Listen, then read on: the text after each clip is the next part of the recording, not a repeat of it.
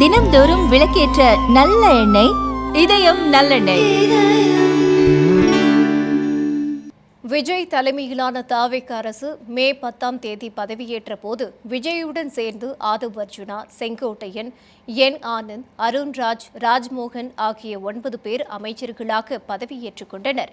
வழக்கமாக அமைச்சராக பதவியேற்றவுடன் அவர்களுக்கான துறைகள் விரைவாக ஒதுக்கப்படும் நிலையில் இந்த முறை கிட்டத்தட்ட ஒரு வாரத்திற்கு மேலாகியும் யாருக்கு எந்த துறை என்பது ஒதுக்கப்படவில்லை. அமைச்சர்களுக்கு துறைகளை ஒதுக்காததால் நிர்வாகம் பாதிக்கப்படுகிறது என்ற விமர்சனம் முன்வைக்கப்பட்டது. இதையடுத்து நேற்று முதல்வர் விஜய்க்கு பொது நிர்வாகம், IAS, IPS, IFS, DFO, காவல்துறை, உள்துறை, சிறப்பு திட்டங்கள், மகளிர் நலன், இளைஞர் நலன், குழந்தைகள் நலன், மாற்றுத்திறனாளிகள் நலத்துறை, நகராட்சி நிர்வாகம், குடிநீர் வழங்கல் ஆகிய முக்கியமான துறைகள் ஒதுக்கப்பட்டன. அவருடன் பொறுப்பேற்ற ஆதவ் அர்ஜுனாவுக்கு பொதுப்பணியும் விளையாட்டுத்துறையும், என் ஆனந்துக்கு ஊரக வளர்ச்சியும் நீர்வளத்துறையும், KG அருண்ராஜுக்கு சுகாதாரத்துறையும் ஒதுக்கப்பட்டுள்ளன. மேலும் செங்கோட்டையனுக்கு நிதித்துறையும், வெங்கடரமணுக்கு உணவு மற்றும் பொது வழங்கல் துறையும், நிர்மல்குமாருக்கு மின்சாரம் மற்றும் சட்டத்துறையும், ராஜ்மோகனுக்கு பள்ளிக்கல்வித்துறையும் ஒதுக்கப்பட்டன.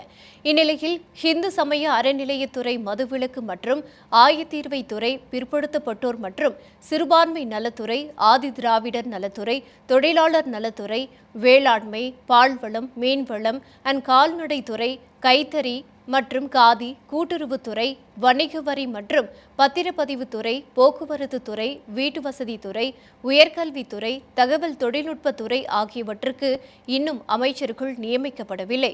இதனால் சில துறைகளில் அமைச்சர்கள் இல்லாததால் பணிகள் தேங்கும் சூழல் ஏற்பட்டுள்ளது.